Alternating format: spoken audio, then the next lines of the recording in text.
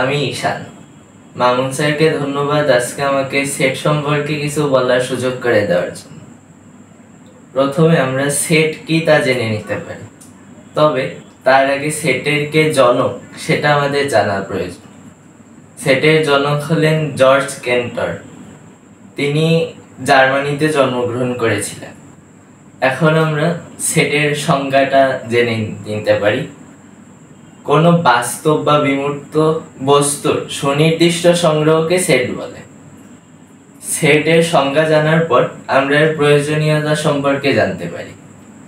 সেটের বাস্তব জীবনে বিভিন্ন রকমের প্রয়োজনীয়তা রয়েছে, তবে এর সুনির্দিষ্ট কিছু প্রয়োজনীয়তার মধ্যে রয়েছে সেট কোনো নির্দিষ্ট বস্তুসমূহের বৈশিষ্ট্যকে পৃথক করতে পারে, আবার বিভিন্ন বৈশিষ্ট্যের উপাদানকে একত্রিত করে সকল বৈশিষ্ট্যের একটি সন্নিবেশ তৈরি করতে পারে। এবার আমরা সেটকে কিভাবে প্রকাশ করা হয় তা সম্পর্কে জানব। সেটকে প্রধানত দ্বিতীয় বন্ধনী এবং কমার মাধ্যমে প্রকাশ করা হয়। সাধারণত সেটের উপাদান সমূহকে কমার মাধ্যমে দ্বিতীয় বন্ধনীর মধ্যে রেখে প্রকাশ করা হয়। এবার আমরা সেট লেখার পদ্ধতিগুলো জানব। প্রথমে সেটের উপাদানগুলোর জন্য একটি নাম বাছাই করতে হবে। সাধারণত সেটের নাম হয় ইংরেজি অ্যালফাবেটের বিভিন্ন বর্ণ, যেমন ABC অথবা XYZ। এরপর আমাদের সেটের উপাদানের নামকরণ করতে হবে। সেটের উপাদানের নামকরণ সাধারণত ইংরেজি বর্ণমালার ছোট হাতের অক্ষর, যেমন ABC XYZ হতে পারে, আবার বিভিন্ন সংখ্যাও হতে পারে, সেগুলো বাস্তব সংখ্যাও হতে পারে। এবার আমরা সেটের একটি সাধারণ বিষয় সম্পর্কে জানব। সেটা হলো কোনো সেটের উপাদান সংখ্যা যদি কোনো সেটের উপাদান যদি ওই সেটের অন্তর্ভুক্ত হয়, তাহলে আমরা সেটাকে বিলংস টু দ্বারা প্রকাশ করি। আমরা ধরি A সেটের উপাদান হলো 1 2 3 4 আর B সেটের উপাদান হলো 4 5 6 7। এখন যদি প্রশ্ন করা হয় যে 7 কি A সেটের উপাদান, তবে এখানে বলা হবে যে 7 A সেটের উপাদান নয়।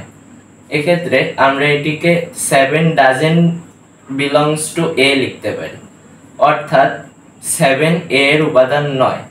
আবার 2 কি A এর উপাদান, এটি এরকম প্রশ্ন আসলে আমরা লিখতে পারি 2 belongs to A, অর্থাৎ 2 A সেটের একটি উপাদান।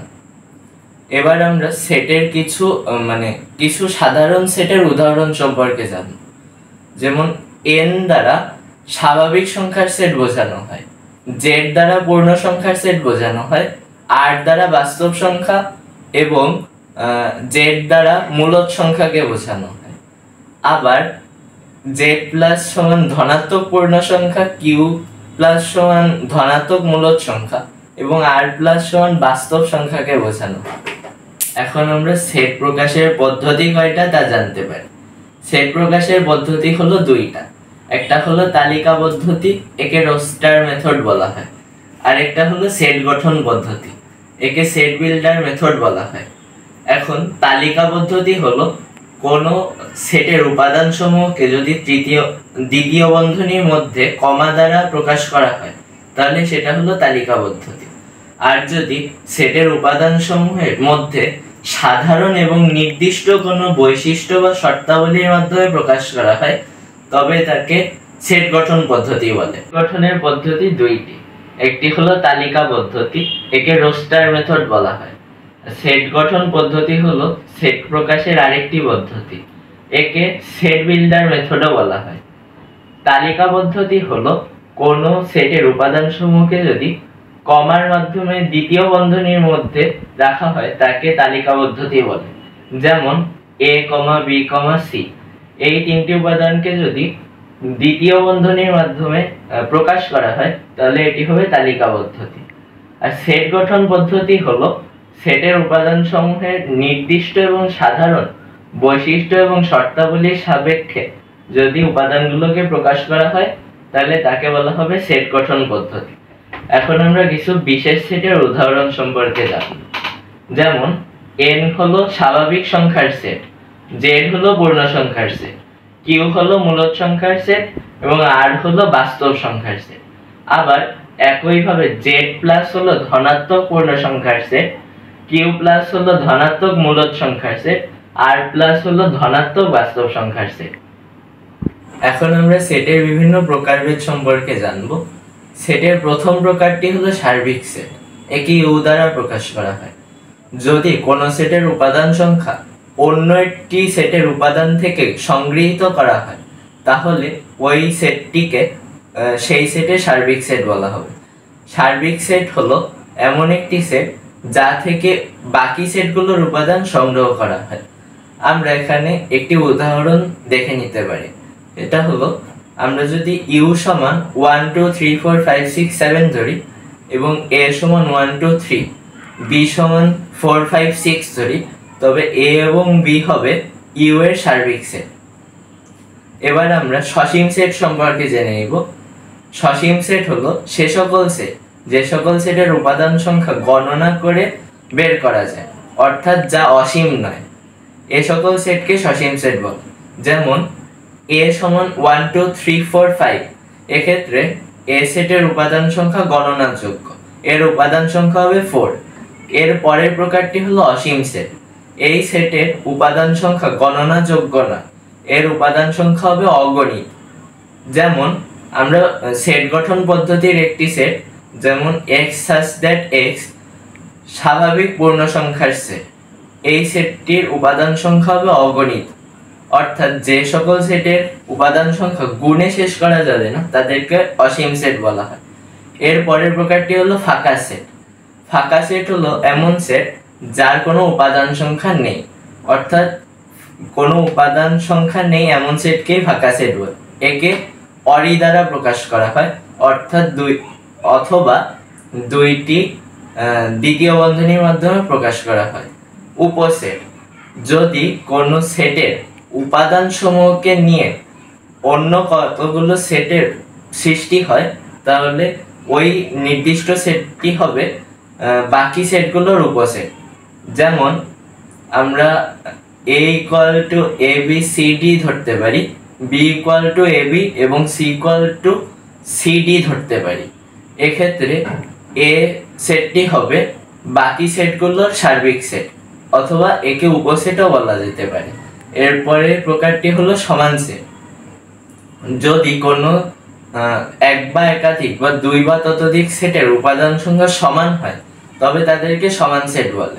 তবে এখানে মনে রাখার বিষয় হলো উপাদান সংখ্যাগুলো অবশ্যই সমান হতে হবে, কিন্তু এর সিরিয়ালের চেঞ্জ হলে সমস্যা হবে না, অর্থাৎ আগে পিছনে হলে সমস্যা হবে না। এর পরের প্রকারটি হলো প্রকৃত উপসেট। যদি দুইটি সেটের উপাদান সবগুলোই একই হয় তবে তাদেরকে একে অপরের প্রকৃত উপসেট বলা হবে। এর পরের প্রকারটি হলো শক্তি সেট, এর ইংরেজি নাম হলো পাওয়ার সেট।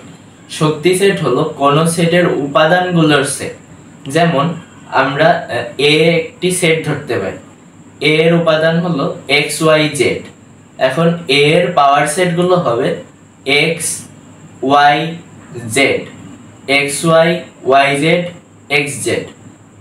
এছাড়া ওই নির্দিষ্ট সেটটিও এর উপাদান হবে। এই পাওয়ার সেটকে পাওয়ার অফ সেটের নামকরণ করা হয়। সেটের উপাদান সংখ্যা, একে নাম্বার অফ সেট বলা হয়।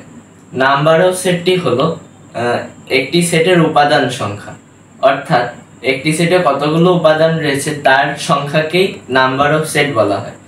আমরা এরপর সেটের কিছু প্রক্রিয়াকরণ সম্পর্কে জানবো।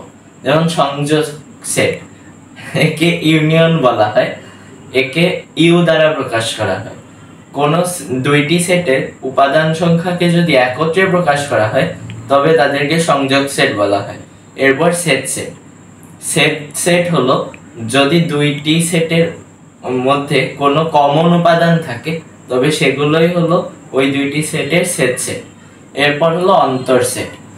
অন্তর অর্থাৎ বিয়োগফল, অর্থাৎ একটি সেট থেকে যদি আরেকটি সেটের উপাদানগুলো বিয়োগ করা হয় তবে তাকে অন্তর সেট বলে। যেমন আমরা এক্ষেত্রে একটি উদাহরণ দেখতে পারি, x equal to 1 2 3 4 5, y equal to 1 2 3 4।